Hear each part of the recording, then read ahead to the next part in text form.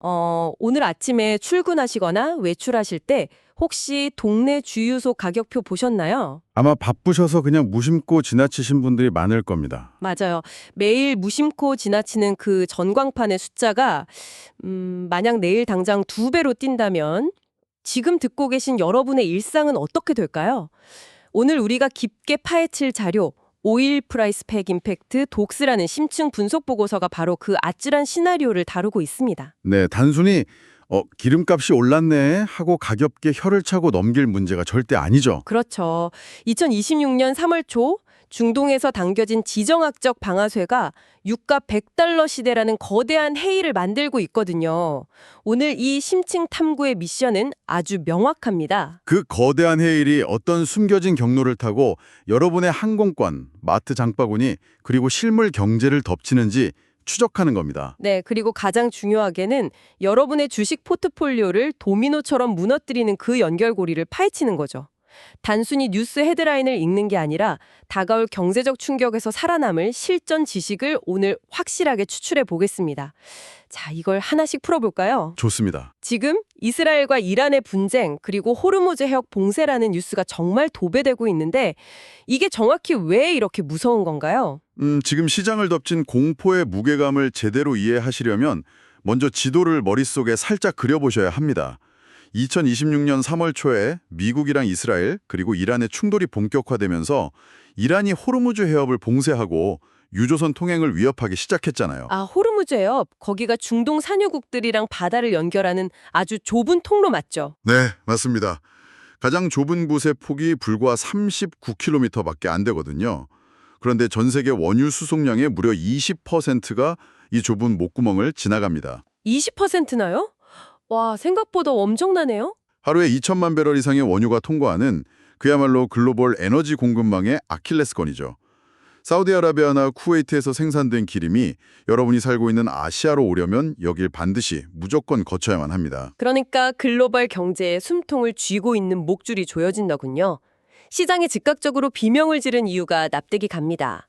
보고서에 나온 수치들을 보면 정말 롤러코스터가 따로 없어요. 수치가 아주 극단적으로 움직였죠. 네, 3월 5일 단 하루 만에 WTI, 그러니까 서부 텍사스산 원유 가격이 8.51%나 미친 듯이 솟구쳤습니다. 배럴당 81.01달러를 기록했는데 이게 8개월 만에 최고치라고 하더라고요. 브렌트유 역시 단숨에 77.63달러를 돌파했고요. 여기서 우리가 주목해야 할 정말 흥미로운 점은 당장의 가격 상승보다 앞으로의 전망치가 주는 공포감입니다. 전망치요? 네, 암호화폐 기반의 예측 베팅 사이트인 폴리마켓 아시죠? 거기 투자자들은 6월 말까지 호르무즈 해협이 완전히 폐쇄될 확률을 무려 81%로 예측하고 있습니다. 연말까지 막혀있을 확률도 80%에 달하고요. 80% 이상이면 사실상 기정사실로 받아들이고 베팅을 하고 있다는 뜻이네요. 그렇죠. 그리고 전문가들의 분석도 이 공포를 뒷받침합니다. 삼성선물 김광래 수석연구원의 분석을 보면 이 봉쇄가 장기화될 경우 유가 90달러 돌파는 당연한 수순이고 극단적인 경우 100달러를 뚫고 올라갈 수 있다고 경고합니다. 100달러 돌파라. 게다가 JP모건은 최악의 시나리오, 즉 장기 분쟁으로 갈 경우 유가가 120달러까지 치솟을 수 있다고 전망하고 있죠. 과거 러시아 우크라이나 전쟁 발발 직후에나 봤던 엄청난 충격파가 지금 우리 눈앞에 다가오고 있다는 뜻입니다. 120달러라니 상상만 해도 경제 전체가 숨이 막히는 기분입니다. 그럼 이 거대한 유가 쓰나미가 실물 경제를 덮칠 때 가장 먼저 쓰러지는 첫 번째 도미노는 어딜까요? 자료를 보면 그 타겟으로 단연 항공주를 지목하고 있습니다. 항공주. 여러분, 혹시 대형 여객기 한 대를 하늘에 띄우는데 기름값이 얼마나 드는지 짐작 가시나요? 대한항공 같은 대형 항공사는 1년에 항공유로만 약 4조 원을 태워 없앱니다. 4조 원이요? 어마어마한 규모죠. 유가가 배럴당 고작 10달러만 올라도 연간 5천억 원이라는 엄청난 영업이익이 그대로 허공에 증발해버리는 구조예요. 맞습니다.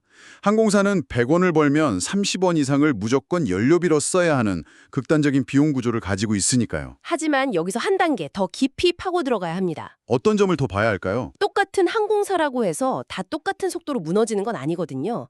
핵심은 해지, 즉 방어막이 있습니다. 쉽게 말해 보험이죠.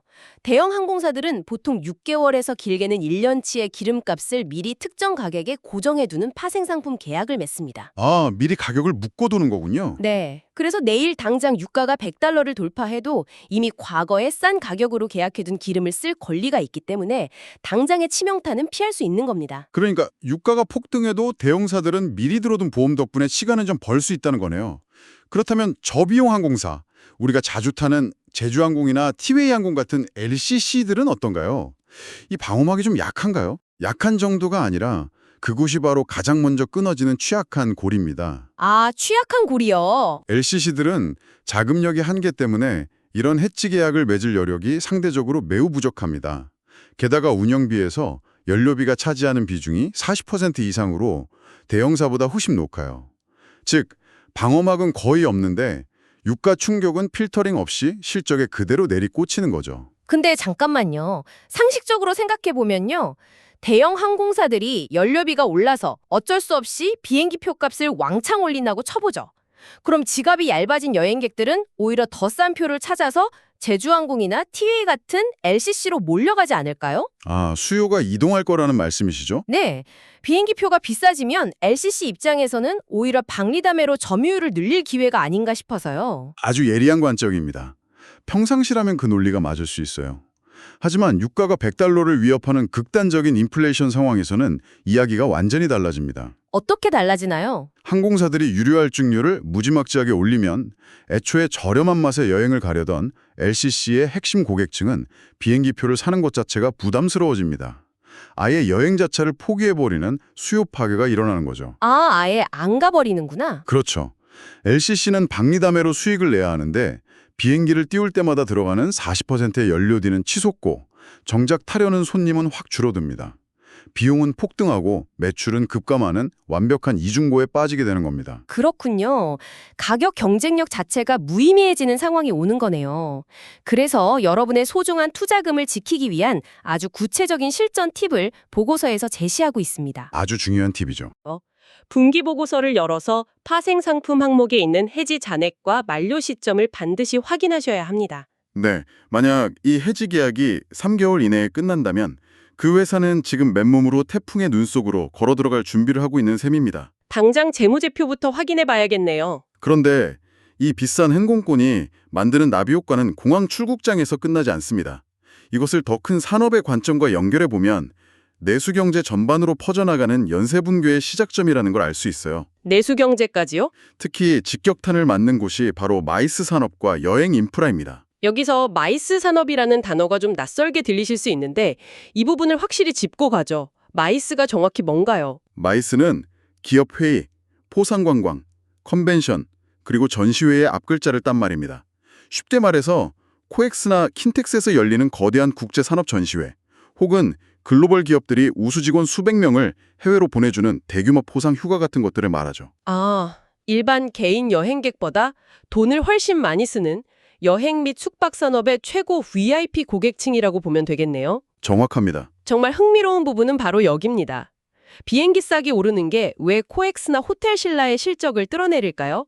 유가가 올라서 기업들의 이익이 줄어들고 예산이 빡빡해지면 기업들은 제일 먼저 줄이는 게 바로 이 마이스 관련 예산입니다. 당연한 수순이죠. 비행기 값이 미친 듯이 오르는데 어떤 기업이 직원 수백 명을 해외로 포상휴가를 보내겠어요? 국제회의나 대형 전시회도 비용을 아끼려고 온라인으로 돌리거나 아예 취소해버리죠. 과거 사례를 보면 더 명확해집니다. 네, 2008년에 유가가 배럴당 $147까지 치솟았을 때 기억하시나요? 그때도 항공 수요가 급감하면서 하나투어, 모두투어 같은 여행사들의 주가가 반토막이 났고 면세점, 특급 호텔들까지 도미노처럼 실적이 박살났습니다. 지금은 거기에 지정학적 전쟁 공포까지 더해졌으니 소비 심리가 얼어붙는 건 순식간이겠죠? 맞습니다. 그리고 그 얼어붙은 소비 심리는 비단 해외여행뿐만 아니라 우리가 매일 장을 보는 마트와 동네 주유소에서도 곧바로 나타납니다. 여기서 많은 분들이 놓치고 있는 아주 중요한 글로벌 메커니즘을 하나 설명해드리고 싶습니다. 어떤 메커니즘인가요? 한국 주유소의 기름값은 단순히 중동에서 원유를 사오는 가격만으로 결정되는 게 아니거든요. 이 복잡한 연결고리에 중국이 아주 거대한 변수로 자리 잡고 있습니다. 잠깐만요. 중동에서 전쟁이 났는데 왜 갑자기 중국이 등장하는 거죠? 기름은 중동에서 바로 들여오는 거 아니었나요? 한국 정유사들이 세계 최고 수준의 정제 능력을 갖추고 있긴 하지만 국내의 모든 수요를 100% 자체 감당하지는 못합니다. 부족한 석유 제품, 특히 경유 같은 것들은 아시아 시장에서 추가로 사와야 해요. 아, 수입을 더 해야 하는군요. 네. 그런데 이 아시아 시장의 석유 제품 가격을 좌지우지하는 게 바로 중국입니다. 중국은 중동에서 원유를 헐값에 대량으로 사들인 다음 자기네 나라의 거대한 공장들에서 휘발유나 경유로 정제해서 아시아 전역에 다시 내다 파는 거대한 정유 공장 역할을 하거든요. 중국이 그런 역할을 하는 줄은 몰랐네요. 그런데 중동에서 전쟁이 터지고 상황이 길어질 것 같으면 중국 정부는 어떻게 할까요?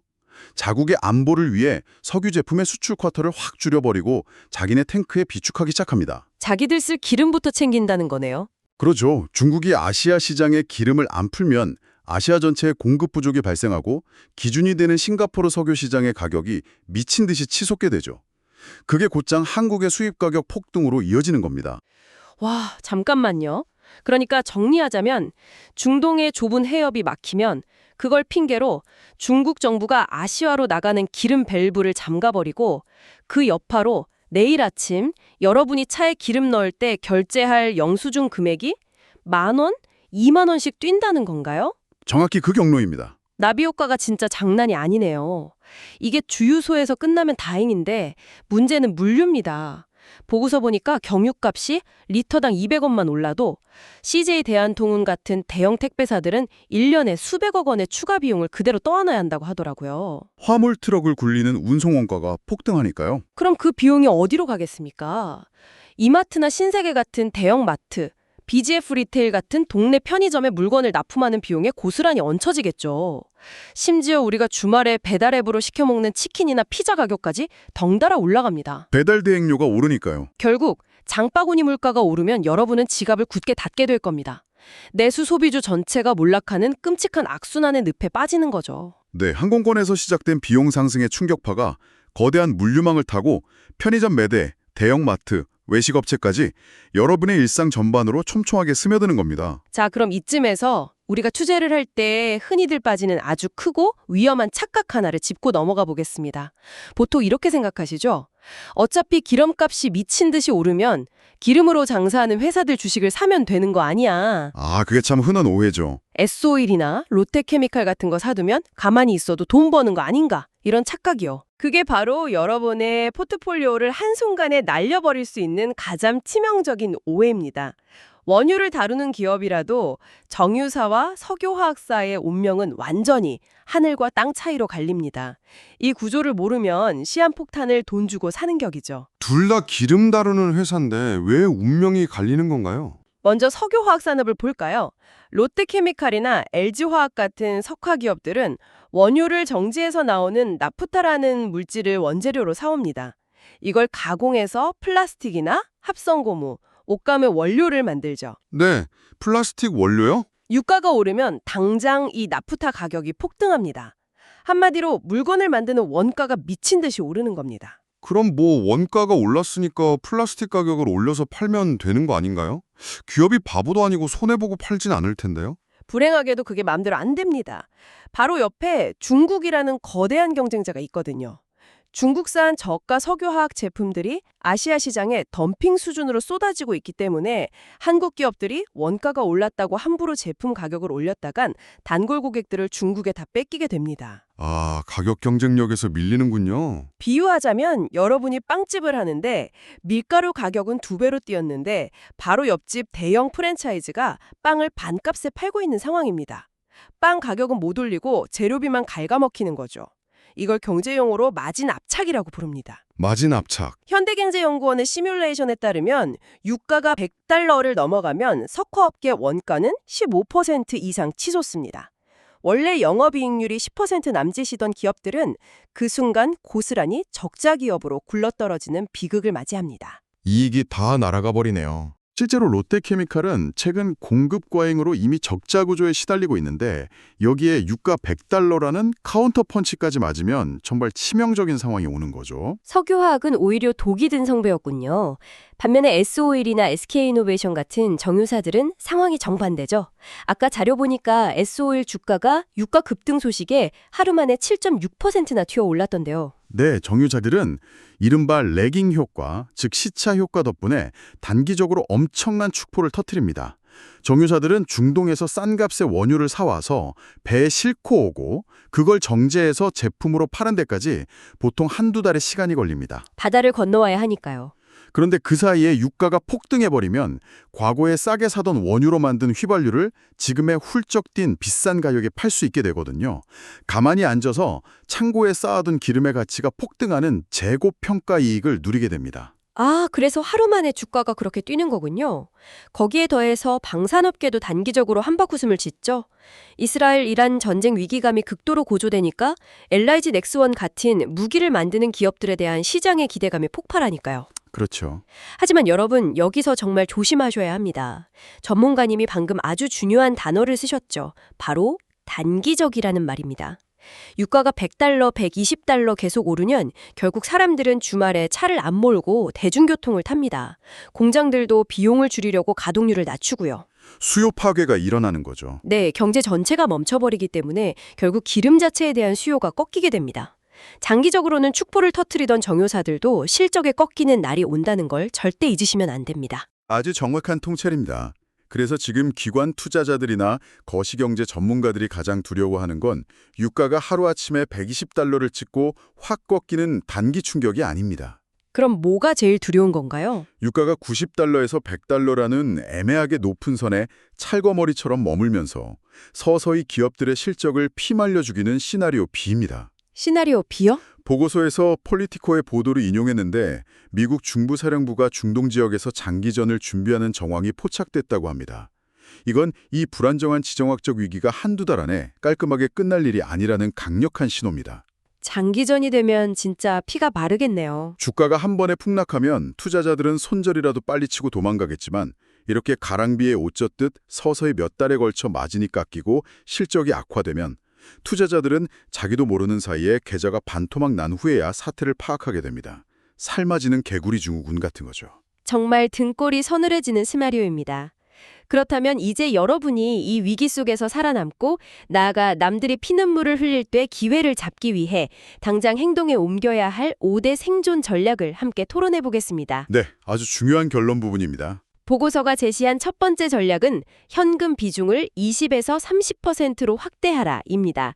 근데 솔직히 이거 좀 이상하지 않나요? 유가가 100달러를 뚫고 물가가 미친 듯이 오르면 돈 가치가 똥값이 되는 거잖아요. 인플레이션 방어하려고 주식 투자하는 건데 이럴 때 현금을 들고 있으면 손해보는 거 아닌가요? 직관적으로는 그렇게 생각하실 수 있죠. 인플레이션 시기에는 실물 자산이 낮다는 게 교과서적인 상식이니까요. 하지만 지금 우리가 직면한 건 단순한 인플레이션이 아니라 전쟁으로 인한 극단적 변동성입니다. 변동성이요? 네, 하루아침에 해협이 뚫렸다 막혔다 하면서 주식시장이 하루에 5%씩 위아래로 널뛰기를 할 겁니다. 이런 시장에서 현금은 단순한 종이 쪼가리가 아니라 언제든 폭락한 우량주를 헐값에 쓸어 담을 수 있는 선택권 그 자체입니다. 아, 살 수 있는 무기라는 거군요. 물가 상승으로 현금 가치가 1~2% 깎이는 손해보다 나중에 시장이 패닉에 빠졌을 때 총알이 없어서 저점 매수 기회를 놓치는 기회비용이 수백 배는 더 큽니다. 맹목적으로 들고 있는 게 아니라 사냥꾼이 방아쇠를 당기기 위해 장전해 두는 총알로서의 현금이군요. 완벽히 이해됐습니다. 그럼 두 번째와 세 번째 전략을 볼까요? 이건 아까 우리가 나눈 이야기와 맞닿아 있네요. 피해가 확정적인 업종들.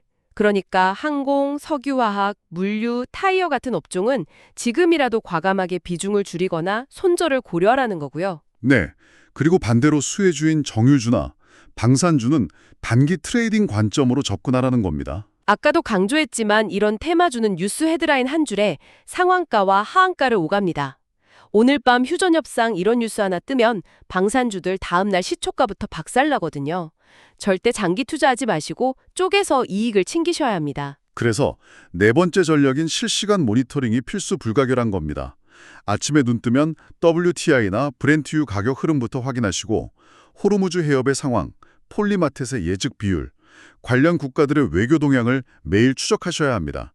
지금 같은 장세에서는 정보의 속도와 해석 능력이 곧 여러분 계좌의 수익률을 결정짓습니다. 마지막 5번째 전략. 이게 어쩌면 멘탈이 가장 강한 분들만이 할 수 있는 진짜 투자의 영역일 텐데요. 삼성전자나 현대차 같은 우량주가 공시나 실적과 무관하게 거시경제의 공포 분위기 탓에 억울하게 폭락할 때를 분할 매수의 기회로 삼아라. 한마디로 공포에 사라는 거네요. 네, 위기는 언제나 부의 지도를 새롭게 그릴 기회를 제공합니다. 기업의 기초 체력, 즉 펀더멘탈은 아무 문제가 없는데 단지 시장 전체가 패닉에 빠져서 주가를 던질 때, 그때가 바로 여러분이 아까 장전해 둔 현금이라는 총알을 쏴야 할 타이밍입니다. 그래서 이 모든 복잡한 퍼즐이 결국 무엇을 의미할까요? 저 멀리 중동의 그 좁디 좁은 39km짜리 호르무즈 해협에서 쏘아올린 포탄 하나가 글로벌 물류망을 흔들고 항공사의 파생상품 계약을 무력화시키고 중국의 수출 쿼터 정책을 바꿔버립니다. 모든 게 연결되어 있죠. 네. 그리고 결국 오늘 퇴근길에 여러분이 들을 주유소의 영수증 금액을 올리고 여러분이 공들여 쌓아온 주식 포트폴리오의 수익률을 갉아먹는 거대한 나비 효과를 만들어낸다는 겁니다. 하지만 여러분, 오늘 이 깊이 있는 정보를 끝까지 소화해낸 당신은 이제 다릅니다. 네, 이 구조적인 도미노가 어떻게 쓰러지는지 그 경로를 꿰뚫어 보셨기 때문이죠. 맞습니다. 남들이 패닉에 빠져서 우량주를 던질 때 한 발 앞서 폭탄을 피하고 저가 매수의 기회를 잡을 수 있는 아주 강력한 무기를 얻으신 겁니다. 오늘 이야기를 마무리하면서 이 시점에서 지금 듣고 계신 여러분의 뇌리를 자극할 중요한 질문을 하나 던져보고 싶습니다. 어떤 질문이죠? 호르무즈 해협이라는 단 하나의 지정학적 병목 현상이 우리의 일상과 경제 전반에 이토록 거대한 충격을 주고 마비시킬 수 있다면 현재 우리가 너무도 당연하게 누리고 있는 AI, 반도체 혹은 클라우드 같은 첨단 기술과 일상의 이면에는 또 어떤 숨겨진 글로벌 공급망의 아킬레스건이 존재하고 있을까요? 와, 생각만 해도 아찔하네요. 대만 해협일까요? 아니면 핵심 광물을 독점한 어느 이름 모를 국가일까요? 혹시 여러분의 포트폴리오 어딘가에 우리가 아직 발견하지 못한 제2의 호르무즈 해협이 시한폭탄처럼 숨겨져 있는 것은 아닐까요? 정말 잠 못 들게 만드는, 하지만 투자자라면 반드시 짚어봐야 할 소름 돋는 질문이네요. 여러분도 오늘 밤 본인의 계좌와 포트폴리오를 펼쳐놓고 그 이면에 숨겨진 글로벌 연결고리들을 한번 상상해 보시기 바랍니다. 위험을 미리 아는 자만이 기회를 독점할 수 있으니까요. 오늘의 심층 탐구가 여러분의 지적 갈증과 투자에 대한 고민을 시원하게 해소해 주었기를 바랍니다. 우리는 다음 시간에도 이 세상을 은밀하게 움직이는 새롭고 놀라운 통찰을 가득 안고 다시 돌아오겠습니다. 함께해 주셔서 감사합니다. 오늘 나눈 이야기가 여러분에게 생각할 거리를 주었다면 긍정적인 피드백을 남겨주세요. 더 듣고 싶은 주제가 있다면 여러분들의 의견을 알려주세요. 여러분의 피드백은 다음 이야기를 준비하는 데 큰 도움이 될 겁니다. 다음 이야기들을 놓치지 않으려면 구독과 알림을 설정하세요. 여러분의 선택 하나하나가 여러분의 삶을 만들 겁니다.